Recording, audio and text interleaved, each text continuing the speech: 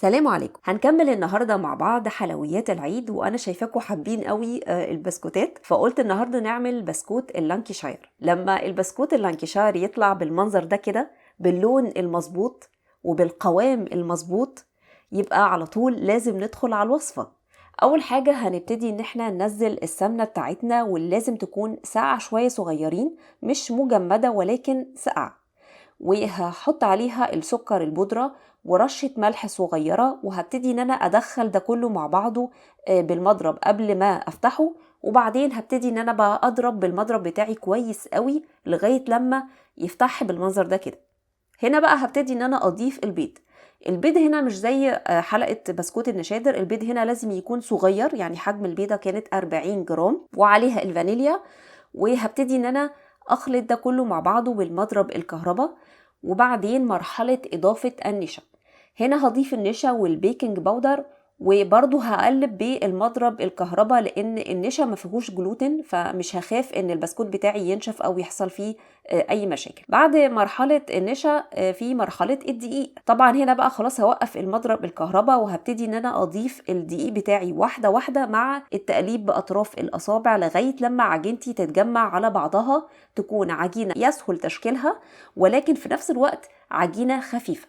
كده تبقى عجينتي تمام. هبتدي ان انا اغطيها وهندخل على مرحلة التشكيل. انا بحب اعملهم صغيرين قوي كده فبستخدم المعلقة المعيارية اللي هي نص معلقة، بحيث ان كلهم يطلعوا قد بعض. هنا بقى من عوامل نجاح اللانكشاير كذا حاجة. اول حاجة غير طبعا العجين المظبوط، ان حضرتك تعملي الحركة اللي انا بعملها دي اسمها حركة التنعيم، لان عجاين الحلويات مش بتتعجن، فلو ما عملتيش دي هتشقق منك. تاني حاجة لما نكورها بنحطها زي ما هي على الصينية بتاعتي، يعني مش ببططها ولا باجي جنبها اطلاقا، هي هتكبر في الفرن مع نفسها. ودلوقتي على الفرن المسخن مسبقا على 170 درجة مئوية، لازم 170 مش 180 عشان ما يتحمرش من فوق، لان لازم اللانكشار يطلع معاكي ابيض ومن تحت يكون لونه محمر، فده بيكون دلالة على ان هو يعني مظبوط السوا بتاعه كويس قوي. تمام. هسيبه طبعا يبرد تماما قبل مرحلة التزيين، وبعدين هندخل على مرحلة التزيين. انا هنا استخدمت مربى المشمش، حضرتك تقدري تستخدمي اي نوع بتفضليه. طبعا اول ما بنفتح المربى بتكون مجمدة بالمنظر ده كده، فمش هننفع ان احنا نزين بيها وهي بالشكل ده. فهنعمل ايه؟ هبتدي بس ان انا اربها لغاية لما تاخد القوام السائل من غير اي اضافات.